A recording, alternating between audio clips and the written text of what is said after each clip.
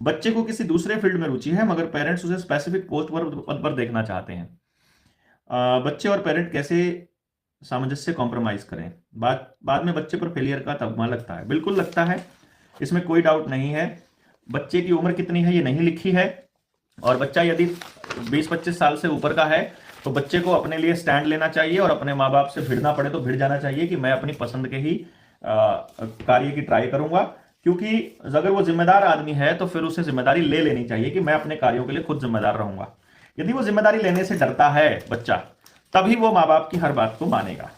और यदि बच्चा छोटा है तो अभी उसे पता ही नहीं है इन सब बातों का, और यदि बड़ा हो गया है तो उसे वही करना चाहिए जिस काम में उसकी रुचि उसको महसूस होती है।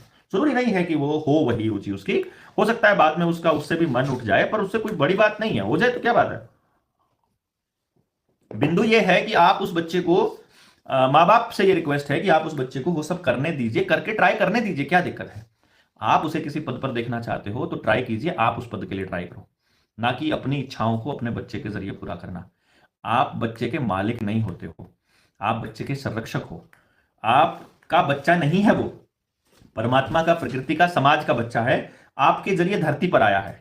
आप उसको धरती पर लाने वाले हो तो आप मालिक नहीं हो जाओगे, आप उसके संरक्षक हो। इसीलिए उसे अभिभावक कहा जाता है, इसीलिए उसको गार्जियन कहा जाता है, इसलिए उसको माता पिता को गार्जियन का रोल भी दिया गया है।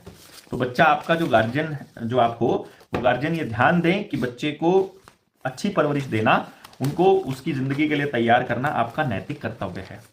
तो आप सब लोग जो इस प्रयास में लगे हैं उनको लगे रहना चाहिए और अपने बच्चे को उसी दिशा में लेके जाना चाहिए। और बच्चे को यदि अपनी जिम्मेदारी लेने में कोई हिचक नहीं है तो उसे अपने करियर के लिए, अपने जीवन के लिए, अपनी खुशी के लिए स्टैंड लेना चाहिए।